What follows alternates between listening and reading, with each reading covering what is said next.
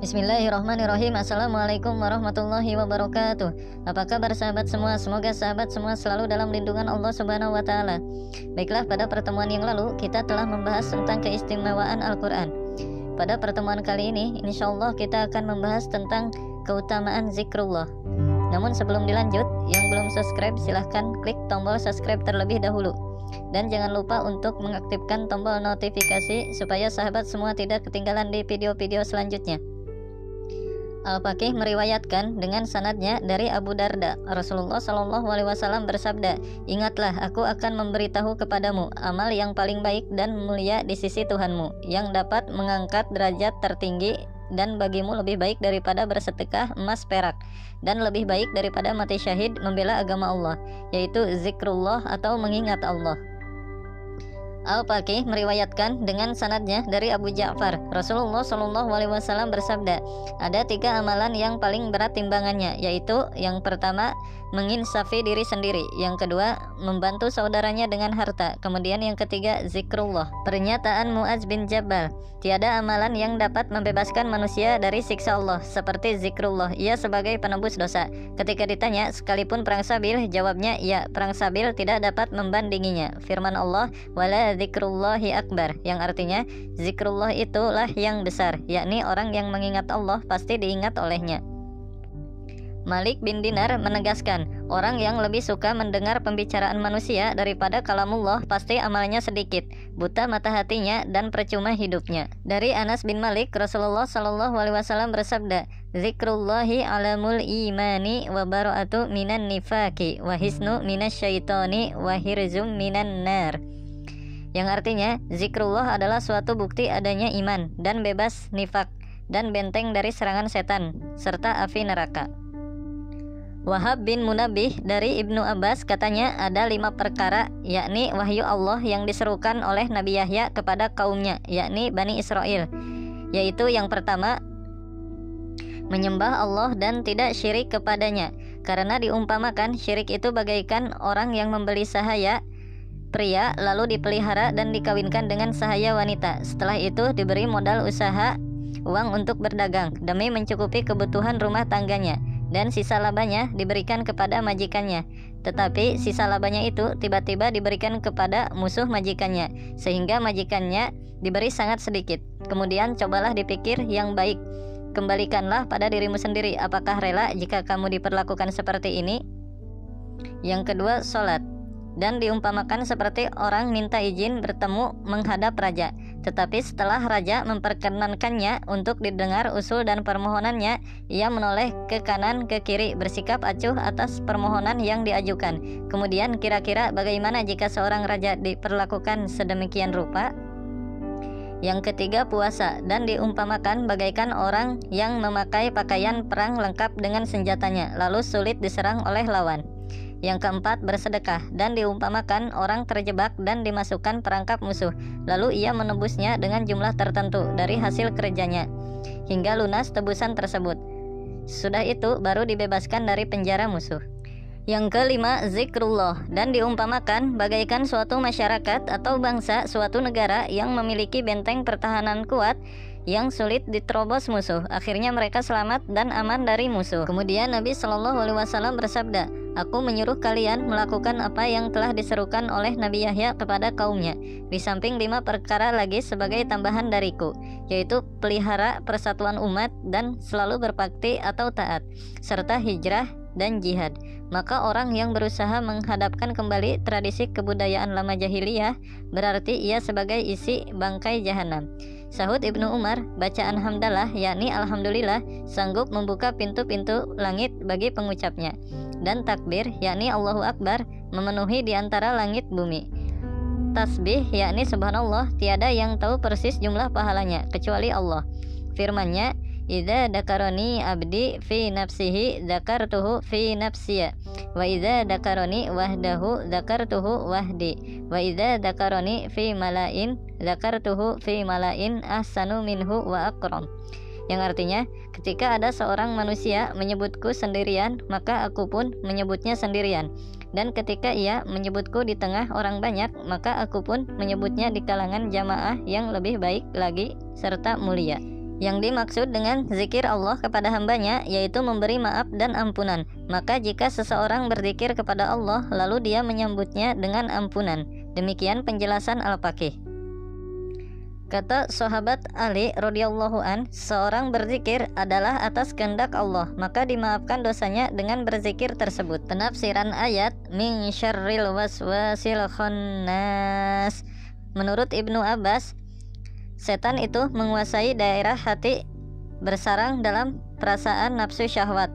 Lalu ketika asma Allah disebut, ia mundur. Tetapi ketika lupa asma Allah tersebut, maka berbisiklah ia dan mengajak berbuat segala yang berlawanan dengan keselamatan manusia serta ajaran Allah dan Rasulullah-Nya. Rasulullah Shallallahu Alaihi Wasallam bersabda, segala sesuatu pasti punya alat pembersih, sedangkan alat pembersih hati manusia ialah zikrullah. Kata Ibrahim An-Nakhai, ketika seseorang muslim masuk ke rumahnya seraya uluk salam, lalu setan sedih dan berkata, tiada tempat bagiku di sini. Dan ketika akan makan mengucap basmalah, yakni Bismillahirrahmanirrahim, maka setan berkata, tiada tempat dan makanan serta minuman bagiku. Lalu keluarlah ia dengan kecewa. Dari Aisyah radhiyallahu anha, Rasulullah Shallallahu Alaihi Wasallam bersabda, ketika kamu hendak makan, hendaklah membaca Bismillah, dan ketika lupa pada awalnya tidak membaca basmalah, maka bacalah pada akhirnya. Kata Ibnu Mas'ud, ketika kamu makan dengan tidak membaca bismillah terlebih dahulu, maka setan menyertai makan bersamamu. Tetapi jika membacanya, maka setan ditolak dari makanan itu, bahkan ia akan memuntahkannya. Makanan yang terlanjur ia makan, maka ia memulainya dengan makanan yang baru. Al-Faqih meriwayatkan dengan sanadnya dari Abu Muhammad, yaitu sahabat Anas bin Malik. Katanya, iblis mengusulkan hak rumahnya kepada Allah Subhanahu wa taala. Ya Allah, kau buatkan anak Adam rumah khusus untuk berzikir kepadamu. Lalu mana rumahku? Jawabnya, rumahmu yaitu tempat pemandian. Dan mana majelisku? Jawabnya, majelismu yaitu pasar. Dan apa bacaanku? Jawabnya, bacaanmu yaitu syair, nyanyi-nyanyian merdu. Dan mana ceritaku? Jawabnya, yaitu dusta. Dan mana azanku? Jawabnya, yaitu alat musik. Dan mana utusanku? Jawabnya, yaitu para dukun. Dan mana kitabku? Jawabnya, yaitu gincu palsu, yakni lukisan dan lain-lain. Lalu apakah perangkapku? Jawabnya, yaitu para wanita. Dan apa makananku? Jawabnya, makanan yang tidak disebutkan asmaku. Lalu mana minumanku? Jawabnya, yaitu segala minuman yang memabukkan, seperti arak, whisky, dan lain-lain. Nasihat Fudail bin Iyad, peliharalah 5 perkara, yaitu yang pertama, segala sesuatu yang menimpa dirimu adalah dari qada Allah. Dari itu janganlah kamu menyalahkan makhluk. Yang kedua, peliharalah lidah perkataanmu agar mereka tidak terganggu olehmu dan kamu selamat dari siksa Allah. Yang ketiga, yakinlah pada janji Allah tentang rezeki agar kamu menjadi orang beriman. Yang keempat, berzikirlah selalu sebagai persiapan mati agar kamu mati tidak dalam keadaan lupa diri. Yang kelima, berzikirlah sebanyak-banyaknya agar kamu dijaga dari perbuatan dosa. Masyarakat langit merasa lega melihat terangnya rumah yang dibuat berzikir kepada Allah.